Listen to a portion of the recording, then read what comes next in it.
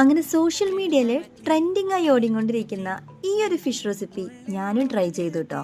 Social മീഡിയയിൽ എല്ലാവരും ഈ ഒരു റെസിപ്പി ട്രൈ ചെയ്തിട്ടുള്ളത് വലിയ മീൻ കൊണ്ടൊക്കെയാണ്.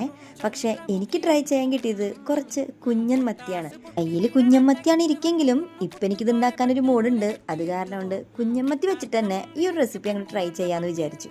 ഇത് ഉണ്ടാക്കി വന്നപ്പോൾ ചെറിയൊരു പാളിച്ചൊക്കെ എനിക്ക് പറ്റിയിട്ടുണ്ടെങ്കിലും ഇതിന്റെ റിസൾട്ട് അത് അടിപൊളിയായിരുന്നു കേട്ടോ. സംഭവം ഇതൊന്ന് കയ്യിൽ നിന്ന് പാളിപ്പോയെങ്കിലും ഇതിന്റെ ആ മീനും ഗ്രേവിയൊക്കെ ഉണ്ടല്ലോ, ടേസ്റ്റ് ചെയ്യുമ്പോൾ അടിപൊളിയായിരുന്നു. എനിക്ക് ഭയങ്കരമായിട്ട് ഇഷ്ടമായി. ഇനി ഇതിന്റെ റെസിപ്പി വേണമെന്നുള്ളവര് യൂട്യൂബിൽ പണി അറിയാവുന്നവർ ചെയ്തിട്ടുണ്ട്, അത് നോക്കി പഠിച്ചാൽ മതി.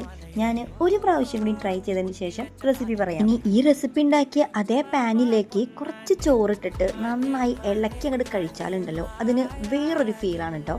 പണ്ടെൻ്റെ അമ്മ മീൻ ബിരിയാണി ആണെന്നും പറഞ്ഞ് എന്നെ പറ്റിച്ചിരുന്നത് ഇങ്ങനെയൊക്കെയായിരുന്നു. എന്തായാലും അടിപൊളിയാണ്. നൊസ്റ്റ് പോലും ഇതിൻ്റെ ഇടയ്ക്ക് ഫീൽ ചെയ്തു.